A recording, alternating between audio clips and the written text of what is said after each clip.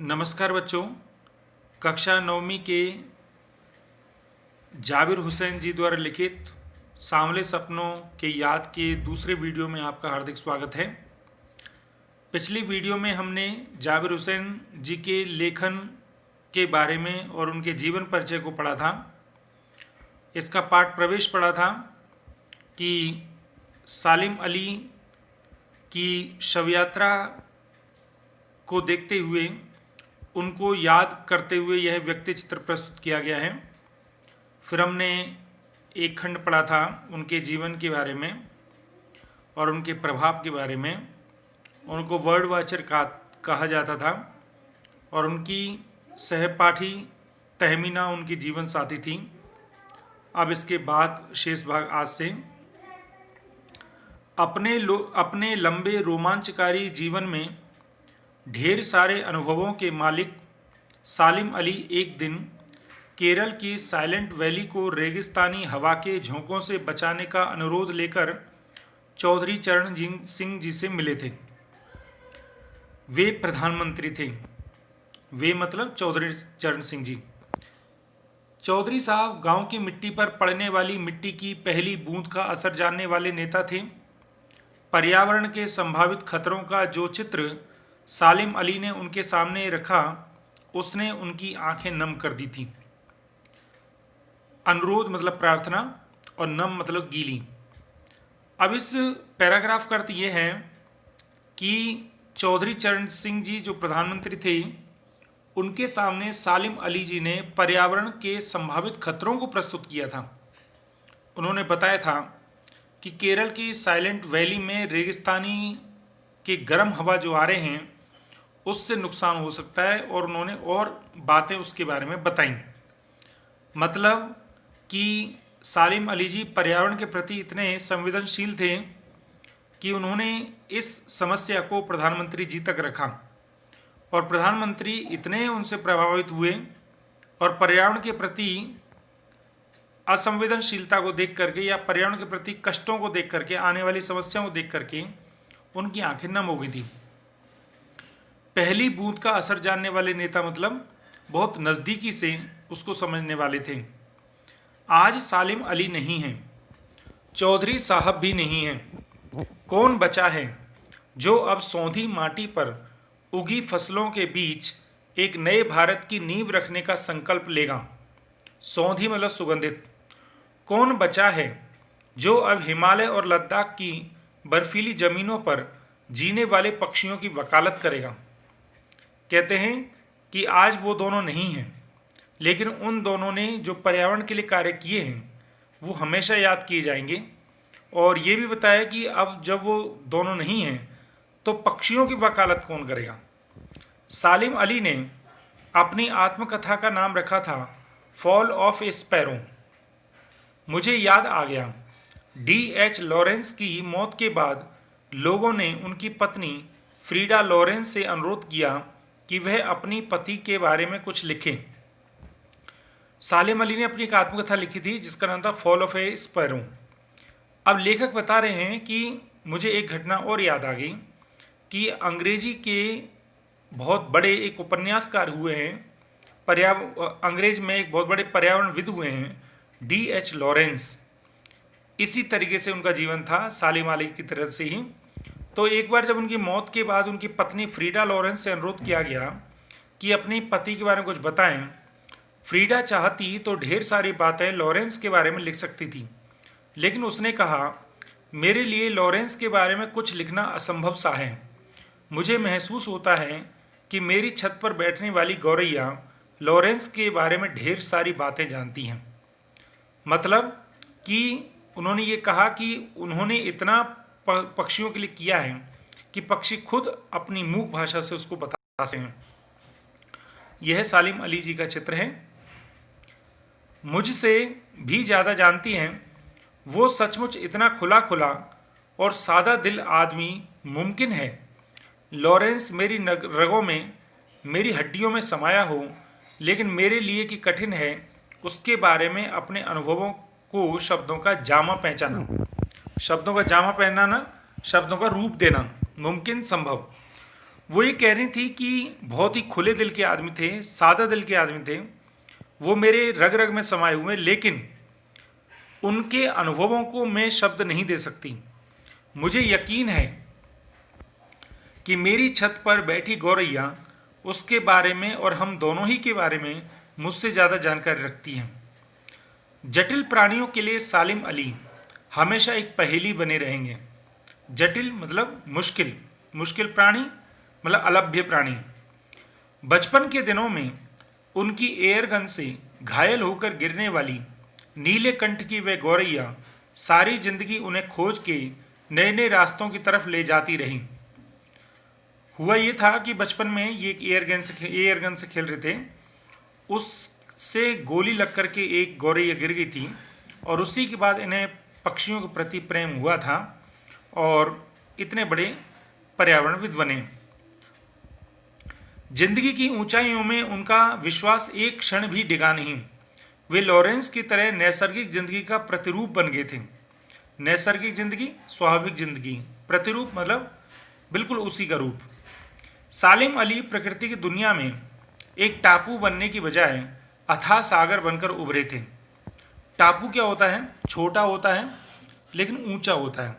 अथाह सागर क्या है? बड़ा भी होता है और गहरा भी होता है। तो वो ये कह रहे हैं प्रकृति की दुनिया में, नेचर की दुनिया में उन्होंने अपने आप को दिखाया नहीं, उन्होंने अपने आप को स्थिर नहीं किया टापू की तरह से, बल्कि अथाह सागर की तरह से बड़ा बनाया और उसमें गहराई भी रखी। उन्हें महसूस होता है कि वो आज भी पक्षियों के सुराग में ही निकले हैं और बस अभी गले में लंबी दूरबीन लटकाए अपने खोजपूर्ण नतीजों के साथ लौट आएंगे। लेखक ये कहते हैं उन्हें ऐसा महसूस हो रहा है कि वो शायद पक्षियों के किसी सुराग से निकल आएंगे और गले में लंबी दूरबीन लटका करके कोई बड़ा नतीजा लेकर के हमारे सामने आएंगे। मतलब उन्हें लग नहीं रहा है कि उनकी मृत्यु हो गई है। जब तक वो नहीं लौटते क्या उन्हें गया हुआ मान लिया जाए? मेरी आंखें नम है सालिम अली, तुम लौटोगे ना? तो यह पाठ जो है सालिम अली की शव यात्रा को देखने के बाद लेखक ने लिखा है, जिसमें उनके जीवन को दिखाया गया है। अब थोड़े प्रश्न देखते हैं जिनको मैंने बोल्ड किया है। वो मुख्य प्रश्न है, किस घटना ने सालिम अली के जीवन की दिशा को बदल दिया और उन्हें पक्षी प्रेमी बना दिया? तो एक बार बचपन में सालिम अली मामा की दी हुई एयर गन से खेल रहे थे, उससे एक गौरैया घायल होकर गिर पड़ी। इस घटना ने सालिम अली के जीवन की दिशा को बदल दिया था। सालिम ने मामा से जानकारी मांगनी चाहिए तो मामा ने उन्हें नेचुरल हिस्ट्री सोसाइटी जाने के लिए कहा।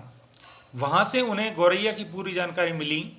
वे गौरैया की देखभाल, सुरक्षा और खोजबीन में जुट गए। उसके बाद उनकी रुचि पूरे पक्षी संसार की ओर हो गई और वो पक्षी प्रेमी बन गए। इस प्रकार उन्होंने पक्षी विज्ञान को ही अपना कैरियर बना लिया था। प्रश्न 2, सालिम अली ने पूर्व प्रधानमंत्री के सामने पर्यावरण से संबंधित किन संभावित खतरों का चित्र खींचा होगा जिससे उनकी आंखें नम हो गईं? तो सालिम अली ने पूर्व प्रधानमंत्री चौधरी चरण सिंह के सामने केरल की साइलेंट वैली संबंधी खतरों की बात उठाई होगी।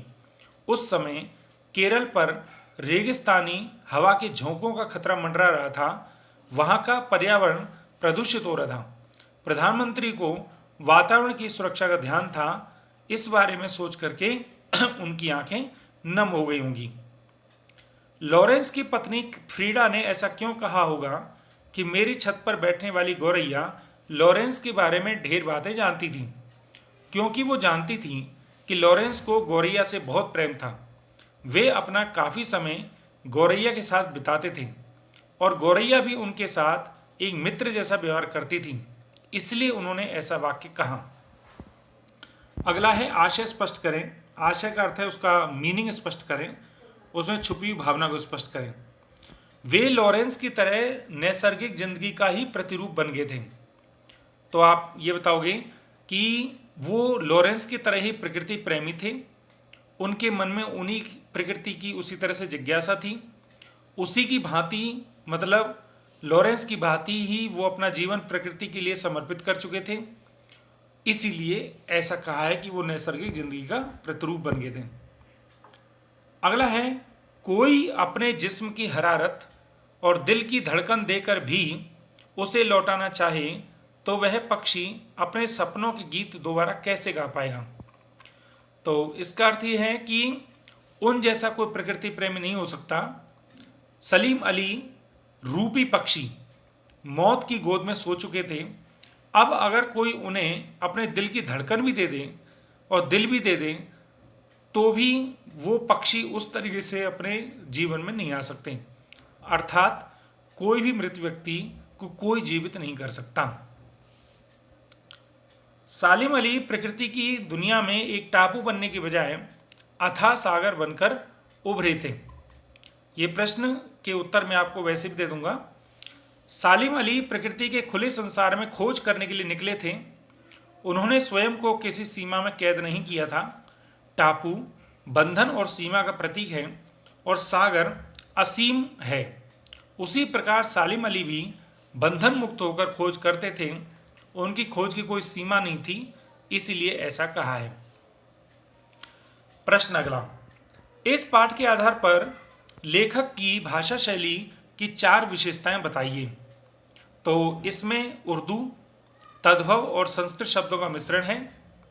इसमें चित्रात्मक शैली है, मतलब घटनाओं को पढ़ करके चित्र हमारे सामने उपस्थित से होते हैं।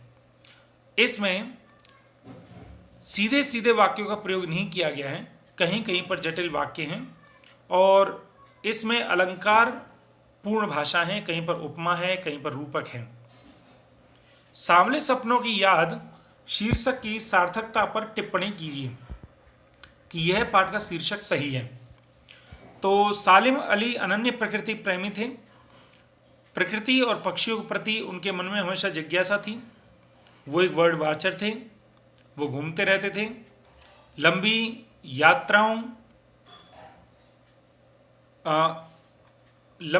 यात्राओं से उनका शरीर थक गया था और वो हमेशा पक्षियों की दुनिया में खोए रहते थे। उनकी सुरक्षा और उनकी खोज के लिए लगे रहते थे। इसीलिए जब वो नहीं रहे तो लेखक को उनके सांवले सपनों की याद आई। इसीलिए यह शीर्षक मेरे हिसाब से बिल्कुल ही सही है। प्रस्तुत पाठ सालिम अली की पर्यावरण के प्रति चिंता को व्यक्त करता है। तो पर्यावरण को बचाने के लिए आप कौन कौन सा योगदान कर सकते हैं, आप इसको अपने आप करेंगे। पर फिर भी मैं आपको कुछ पॉइंट दे सकता हूँ कि हमें पेड़ों की कटाई को रोकना चाहिए, पेड़ पौधे लगाने चाहिए, प्लास्टिक की वस्तुओं का कम उपयोग करना चाहिए, जल को प्रदूषित नहीं करना चाहिए, फैक्ट्रियों से निकले हुए कचरों का उचित निपटारा करना चाहिए और सामाजिक उत्सवों पर होने वाली तेज आवाज़ को हमें रोकना चाहिए, जिससे ध्वनि प्रदूषण रुक जाए। अपने घर या विद्यालय के नज़दीक आपको अक्सर किसी पक्षी को देखने का मौका मिलता होगा। उस पक्षी का नाम, भोजन, खाने का तरीका, रहने की जगह और अन्य पक्षियों से संबंध आदि के आधार पर एक चित्रात्मक विवरण प्रस्तुत करें। अगर आप इसको कर सकते तो करें।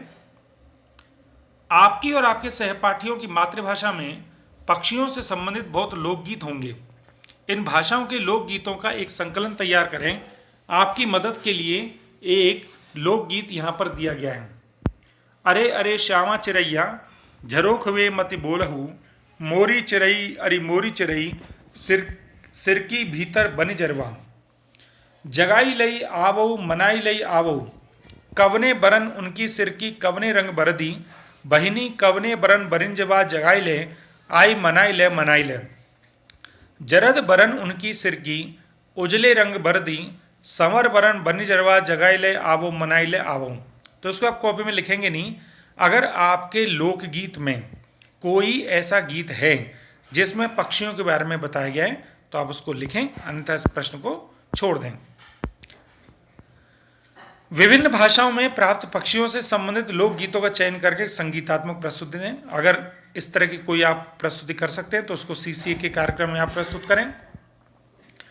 टीवी के विभिन्न चैनल जैसे animal kingdom, discovery channel, animal planet आदि पर दिखाए जाने वाले कार्यक्रमों को देखकर किसी एक कार्यक्रम के बारे में आप अपनी प्रतिक्रिया दे सकते हैं।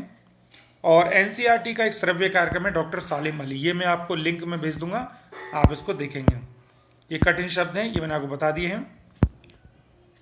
यह भी जाने, प्रसिद्ध पक्षी विज्ञानी सालिम अली का जन्म 12 नवंबर 1896 में हुआ। मृत्यु सन 20 जून 1987 में हुई, 91 की उम्र में। उन्होंने फॉल ऑफ ए स्पैरो नाम से अपनी आत्मकथा लिखी, जिसमें पक्षियों से संबंधित रोमांचक कहानियां हैं। एक गौरैया का गिरना शीर्षक से इसका अनुवाद नेशनल बुक ट्रस्ट ने प्रकाशित किया है। डीएच लॉरेंस कौन थे? 20वीं सदी के अंग्रेजी के प्रसिद्ध उपन्यासकार थे। उन्होंने कविताएं भी लिखी हैं, प्रकृति संबंधी कविताएं भी उनकी अच्छी हैं। प्रकृति से डीएच लॉरेंस का गहरा लगाव था और उनका गहरा संबंध भी था। वे मानते थे कि मानव जाति एक उखड़े हुए मान वृक्ष की भांति है, जिसकी जड़ें हवा में फैली हुई हैं। वे यह भी मानते थे कि हमारा प्रकृति की ओर लौटना बहुत ज़रूरी है। तो यह पाठ आपका यहीं समाप्त हो गया। मुझे उम्मीद है आपको यह वीडियो पसंद आई होगी। अगर आपको मेरी यह वीडियो पसंद आई हो तो लाइक शेयर सब्सक्राइब अवश्य करें। अगर आपको कोई समस्या या आपका कोई सुझाव हो तो आप मुझसे संपर्क करें, और आपका काम है इस आज पढ़ाए हुए गद्यांश को पढ़ना, उसके कठिन शब्दों को लिखना और प्रश्नों के उत्तर को लिखना।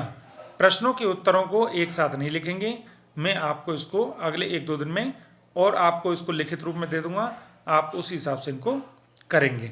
आपका बहुत बहुत धन्यवाद। जय हिंद।